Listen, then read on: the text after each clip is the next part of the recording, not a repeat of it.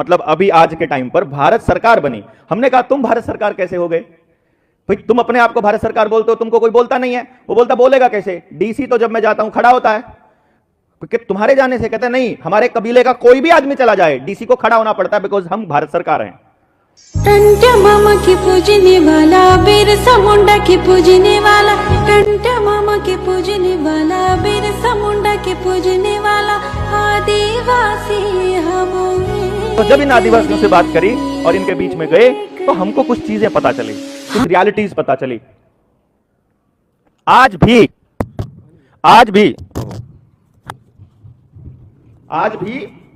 वापी जिले में, गुजरात के वापी जिले में जाइए आप, वहां आदिवासी कबीला है, एसी केसरी सिंह भारत सरकार के नाम से एक इलाका है, जहां के आदिवासी अपने एरिया के बाहर एक बड़ा बोर्ड लगा के टांगते हैं, हम भारत सरकार हैं।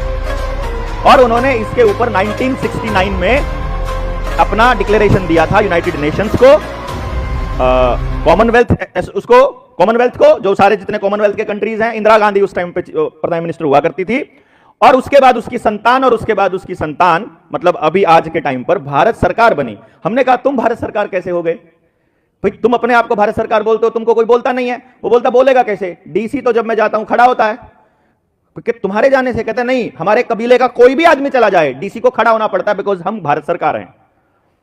तो तुम भारत सरकार हो, तो तुम भी भारत सरकार, तुम भी भारत सरकार, तुम भी भारत सरकार, हां हम सारे भारत सरकार।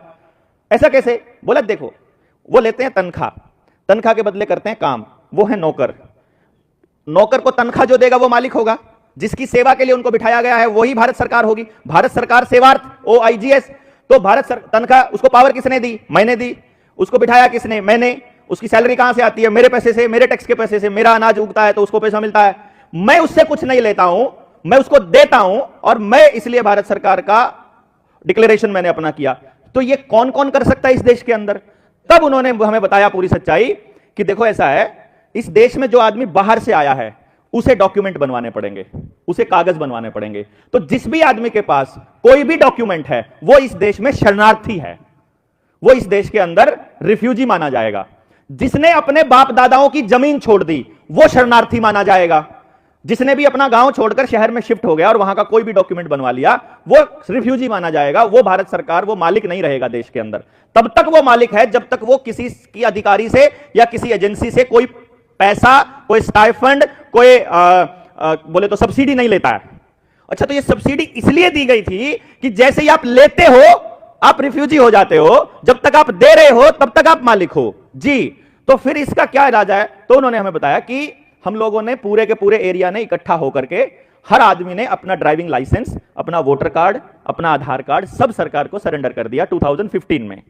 सरेंडर करने के बाद, और ये काम पहले से चल रहा था, लेकिन उस टाइम पर जो पुलिस अधिकारी और डेप्यूटी कलेक्टर उनके गांव में घुसने लग गए थे, उनके इलाके में घुसने लग गए। तो उसका इलाज उन्होंने निकाला कि तुम घुस कैसे सकते हो। तो फिर डेप्यूटी कलेक्टर ने उनको बताया कि देखो तुम्हारे पास अब डॉक्यूमेंट है, अब तुम हमारे गुलाम एक तरह से, अब तुम रिफ्यूजी हो, अब तुमको हमारी माननी पड़ेगी सिर्फ इस कागज से। बोला हाँ, क्योंकि ये डॉक्यूमेंट आपको इस देश में कमर्शियल एक्टिविटी करने की परमिशन दे के लिए है। जैसे मेरा बच्चे का नाम अगर यशस्वी है तो इसको सर्टिफिकेट आप थोड़ी दोगे कि मेरे बच्चे का नाम क्या है, इसका सर्टिफिकेट आप थोड़ी दोगे। मैं बताऊंगा ना कि ये मेरा बेटा है और इसका नाम क्या है, मैंने जो कह दिया वो फाइनल है। लेकिन यदि यही कागज, यही सर्टिफिकेट मैंने किसी और से ले लिया, जैसे दुकान का सर्टिफिकेट लेते हैं, जैसे कोई फूड सप्लाई का सर्टिफिकेट लेते हैं, जैसे ड्राइविंग लाइसेंस लेते हैं, जैसे गाड़ी का रजिस्ट्रेशन लेते हैं, जैसे घर की रजिस्ट्री कराते हैं, या कोई दूसरा कागज लेते हैं, तो वहां से क्लैरिटी आएगी कि यदि आपने वो डॉक्यूमेंट किसी और से बनाया है तो आपने उसको मालिक मान लिया है, किसी और का मालिक। समझे नहीं आप बात? जैसे जमीन की रजिस्ट्री आपके पास है और आपने उस पर लोन लेना है, तो जैसे ही आप उस पर लोन लेने के लिए जाओगे बैंक के पास, तो बैंक आपसे वो रजिस्ट्री ले लेगा।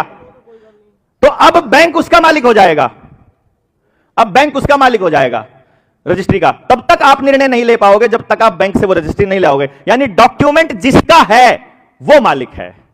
ओहो, तो फिर तुमने क्या किया? हमने क्या किया? हमने ऐलान किया कि इस तारीख को हम अपने सारे डॉक्यूमेंट सरेंडर करने वाले हैं।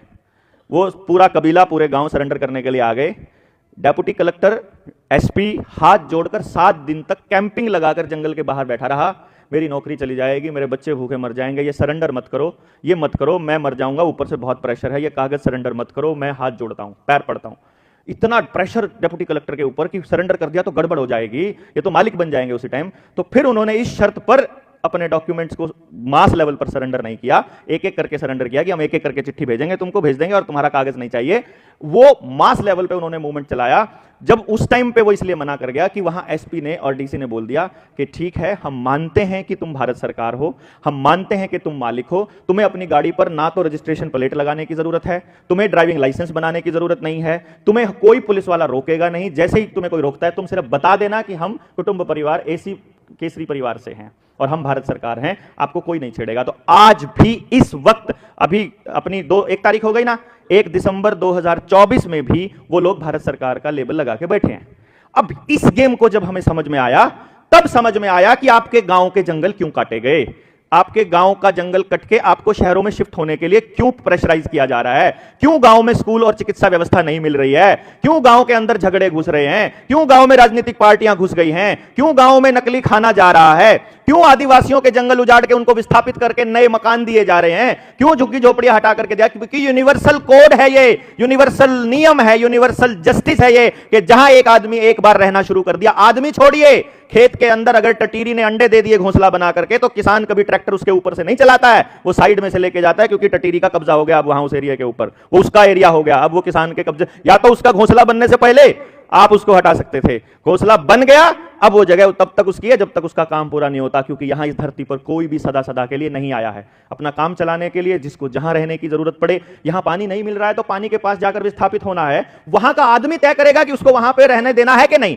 जैसे हम आकर बुलाते थे, हम तो बसाते थे अपने गांव में, तो कभी कभी अपने गांव में व्यवस्था नहीं बन रही है तो कोई दूसरे गांव में जाके बस जाता था।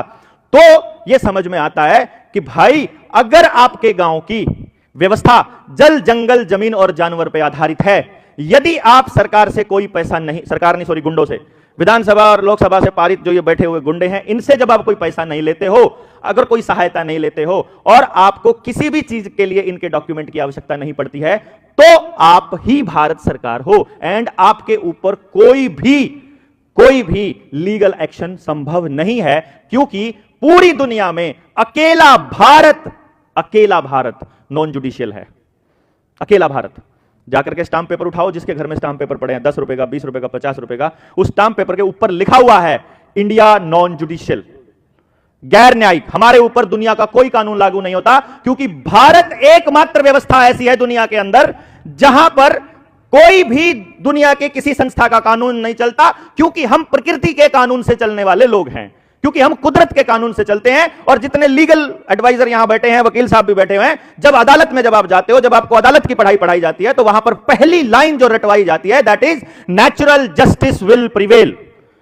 जो प्राकृतिक न्याय है वो सबसे ऊपर रहेगा, और प्राकृतिक न्याय तब तक है जब तक आप प्रकृति की हानि नहीं करते हो, जब तक आप प्रकृति के नियमों को मानकर चलते हो। आपने प्रकृति का नियम तोड़ा, आप कमर्शियल हो जाओगे, आप कमर्शियल होते ही आप न्यायिक हो जाओगे, न्यायिक होते ही आपकी गर्दन उनके हाथों में हो जाएगी। I'm a Adivasi blessed, yeah. I'm a Adivasi blessed, yeah. I'm a Adivasi blessed, yeah.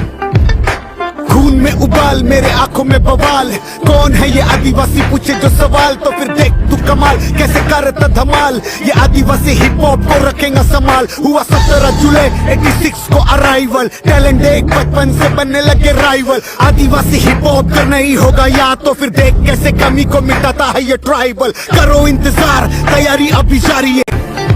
I'm a Adivasi blessed, yeah. I'm a Adivasi blessed, yeah. I'm a Adivasi blessed, yeah.